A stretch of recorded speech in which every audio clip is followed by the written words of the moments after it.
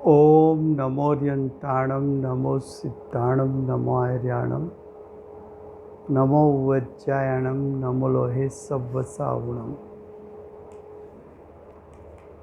मंगलं भगवान् वीरो मंगलं गौतमो गणी मंगलं कुन्दकुन्दार्यो जैनधर्मोऽस्तु मंगलम्। आत्मा ज्ञानं स्वयं ज्ञानं ज्ञानादन्यत् करोति किम्। परभावस्य कर्तात्मा मोहोऽयं व्यवहारिणम्। अज्ञानतिमिरान्धानां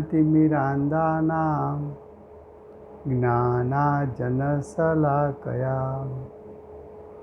चक्षुरुन्मीलितं येन तस्मै श्रीगुरुवे नमः।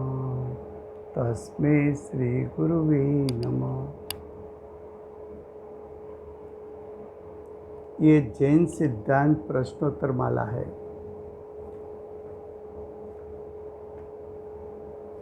उसका द्रव्य अधिकार, उसमें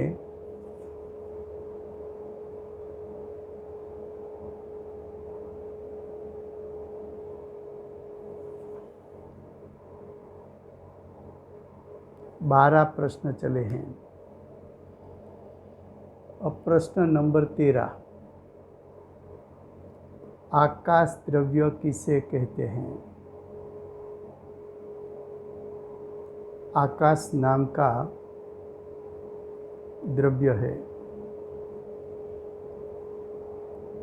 जो जाति अपेक्षा के 6 द्रव्य है, उसमें आकाश नाम का एक द्रव्य है।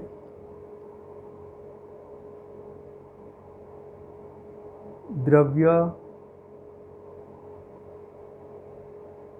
हमेशा अनंत गुणात्मक होता है, तो आकाश द्रव्य अनंत गुणात्मक है।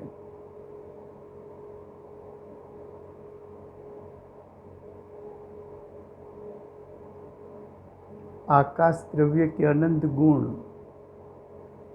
आकाश के पूरे भाग में व्यापे हुए हैं। एक एक गुण एक एक स्वभाव है, तो आकाश द्रव्य के अनंत स्वभाव है। तो अब आकाश द्रव्य की परिभाषा, उसका उत्तर, जो जीवादिक 5 द्रव्यों को रहने के लिए स्थान देता है, उसको आकाश द्रव्य कहने में आता है।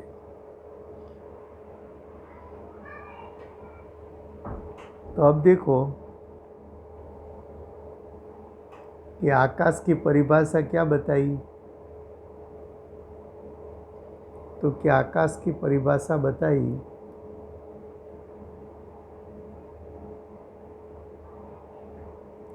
कि जिस प्रकार धर्म द्रव्य अनंत जीव अनंत अनंत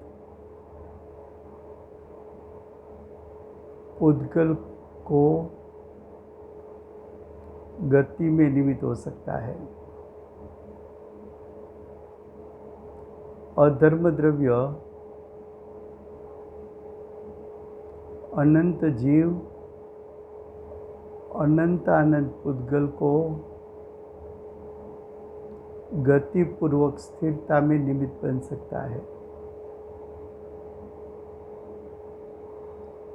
उसी प्रकार आकाश द्रव्य अनंत जीव को अनंत अनंत उद्गल को धर्म अधर्म द्रव्य को, स्वयं आकाश को और असंख्यात काल द्रव्य को रहने के लिए स्थान दे सकता है।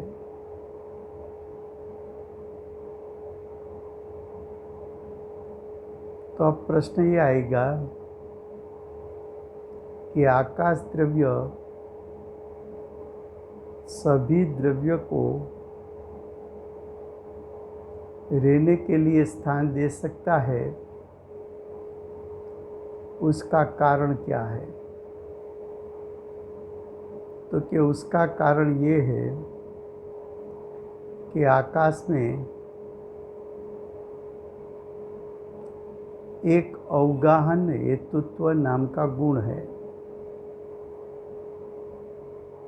आकाश में एक अवगाहन हेतुत्व नाम का गुण है। गुण का अर्थ स्वभाव है। तो अवगाहन हेतुत्व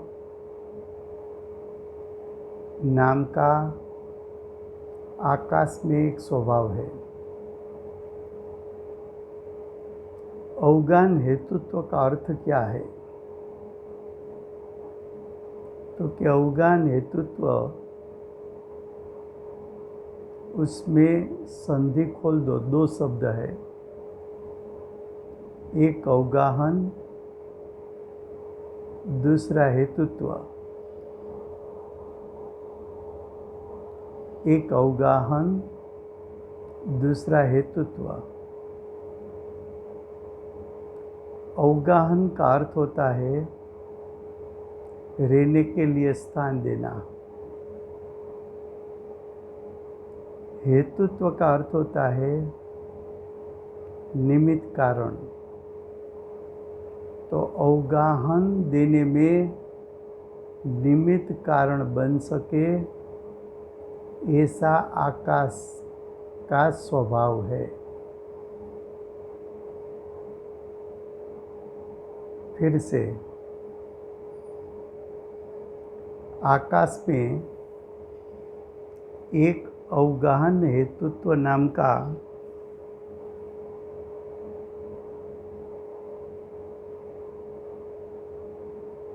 गुण है। गुण को स्वभाव कहने में आता है। तो आकाश द्रव्य में अवगाहन हेतुत्व नाम का स्वभाव है। अवगाहन हेतुत्व जो स्वभाव है,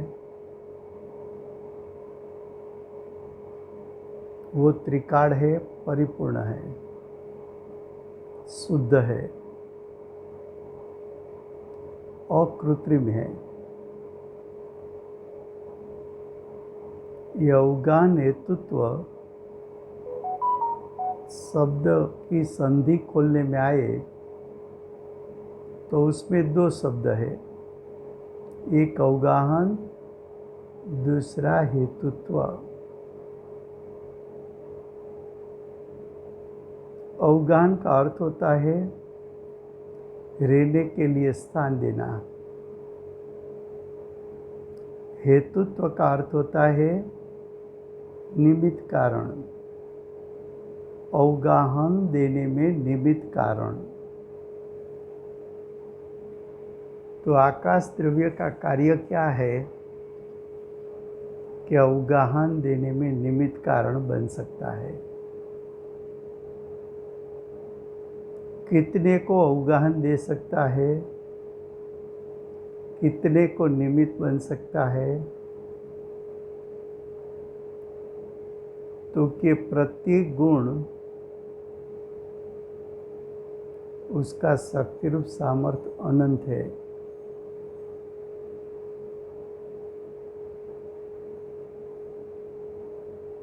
तो अनंत जीव को,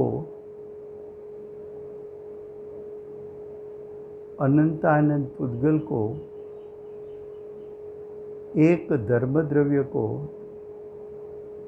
एक अधर्म द्रव्य को, स्वयं आकाश को और असंख्यात काल द्रव्य को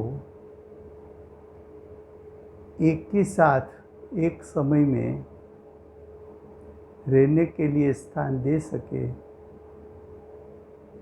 इतना शक्ति रूप सामर्थ्य आकाश द्रव्य में है। आकाश द्रव्य का उगान हेतुत्व स्वभाव त्रिकाल है। तो आकाश तीनों काल प्रति समय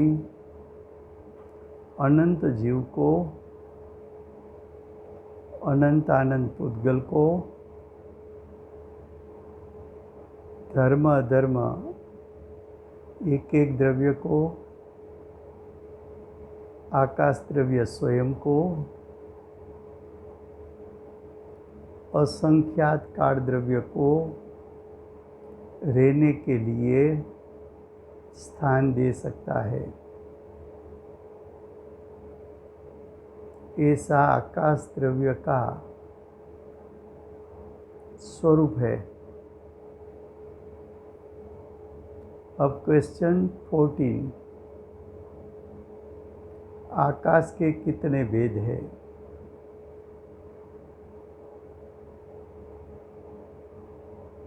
तो सबसे पहला न्याय ये है, कोई द्रव्य खंडित होता नहीं है। सभी द्रव्य अखंड होते हैं,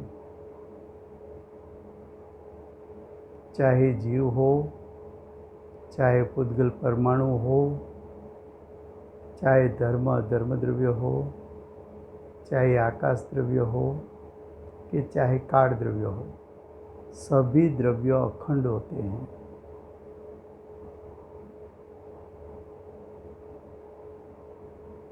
फिर भी यहाँ कहा कि आकाश के कितने भेद हैं। तो देखिए,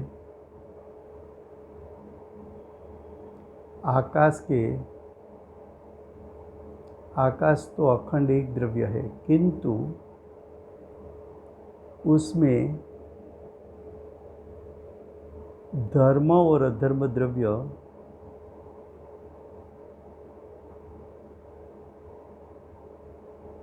जितने क्षेत्र में फैला हुआ है, इतना क्षेत्र लोकाकाश है। और लोकाकाश के बाहर का आकाश, जहाँ सिर्फ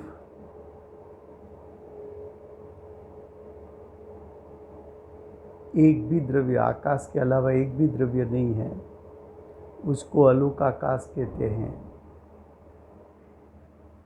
उसको दूसरे तरीके से कहने में आए तो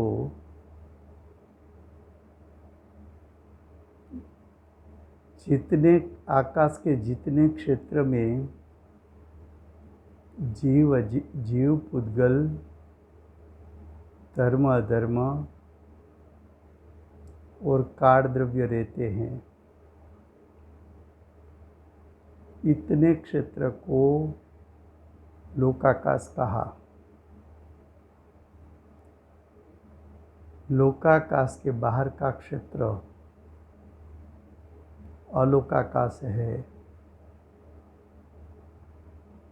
आकाश वास्तव में अखंड द्रव्य है, उसका दो टुकड़ा नहीं है, दो विभाजन नहीं है।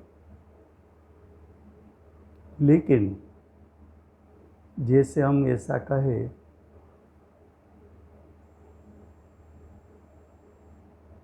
कि टापू किसको कहते हैं, तो चारे ओर पानी, चारी तरफ पानी है और बीच में लैंड है। तो जितना भाग लैंड का है